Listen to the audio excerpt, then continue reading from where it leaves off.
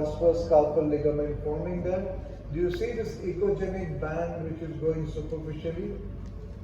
Do you or do not see that? So I use this as a landmark there. That's a flexor carpi radialis tendon, which is not a part of the carpal tunnel. It lies outside the carpal tunnel.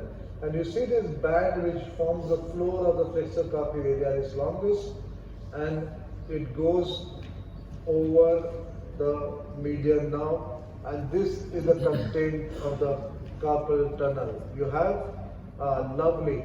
Do you see the median nerve here? Yes. The median nerve is dividing there. Do you see a component here, larger and a smaller component? As it goes into the carpal tunnel, it becomes bifid. Now what happens with bifid now? What do you have in between? You see something is pulsating here. What do you have between the bifid now? Persistent median artery. Switch on color, please. Yeah, see that? I am going proximal over the conator quadratus. There, it's seen as one nerve. Get the color out. As I come in, it starts to divide, and now in the carpal tunnel I see two aspects of the median nerve, one large and one small, and a persistent median artery there. So in such cases, what we do is we measure them separately and add them up. If they are more than 12 millimeters square, we are talking of a median neuropathy. So this is a very beautiful non-analytical variant with bifid median nerve, unequal halves with a persistent median artery in between. If I elongate the larger aspect there, you will find that the nerve almost looks like an underlying tendon. So you have the median nerve there, and you have the flexor pollicis longus just underneath the median nerve there. So therefore, when you trace nerves, you always trace them in short axis. This is just to see that it slightly narrows under the flexor retinaculum. But if it is severely narrowed and if it is getting compressed, then the proximal nerve forms a bulbous notch just proximal to the transverse carpal ligament. That's called a notch sign. Also, the nerve that gets compressed loses its architecture.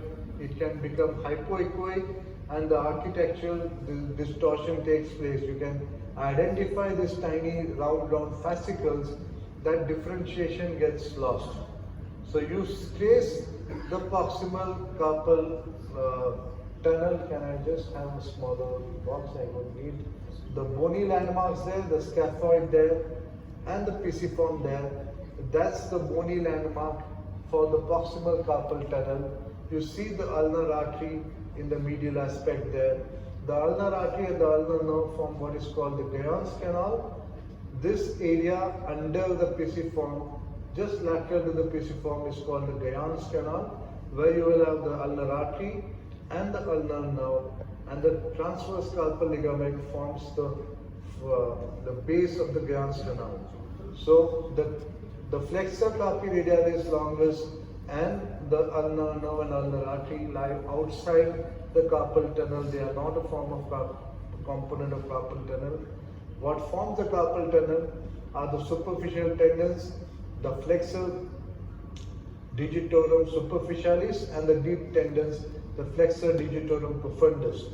So you have 4 fingers. So you have the 2 flexors to each finger. So you have 8 tendons there, and that inferolateral to the median nerve is the flexor pollicis longus. So you see the flexor pollicis longus moving as I passively move the thumb.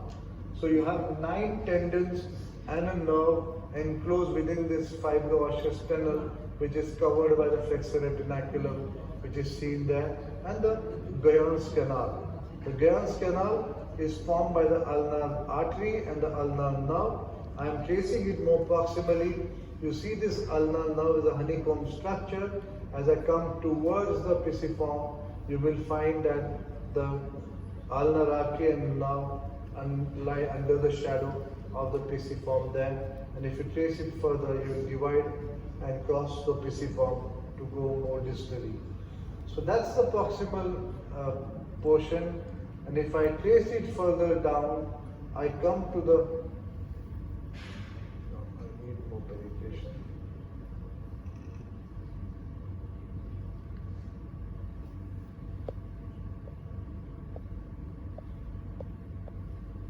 That's the pisiform, and I come more distally.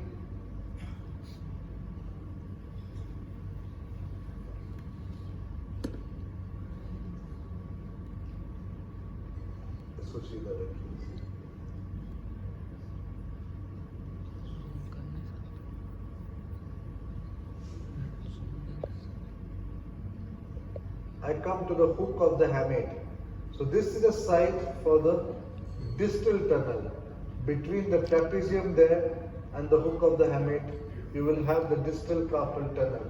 So your median now gets compressed in this portion, and sometimes as it exits the distal tunnel, it can also get a notch at the exit, and that's called a distal notch. So that is the area of the carpal tunnel where the median nerve can get compressed.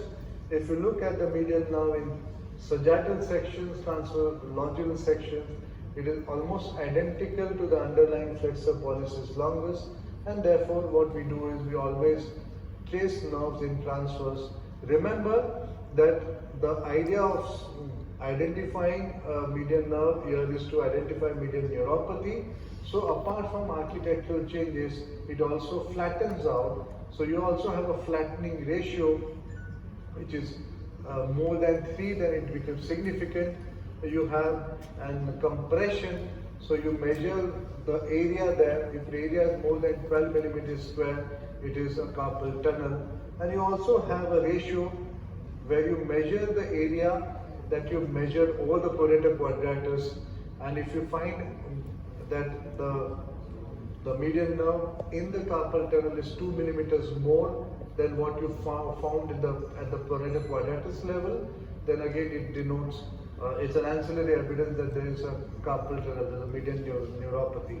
Therefore, we measure the carpal tunnel over the prolata quadratus there, and that's what it is. So you have the flexor carpi radialis longus along the lateral aspect over the radial styloid there, and you have the Guyon's canal and the extensor carpi ulnaris tendon over the pisiform there. So that completes my evaluation of the wrist. If any questions, I can take them.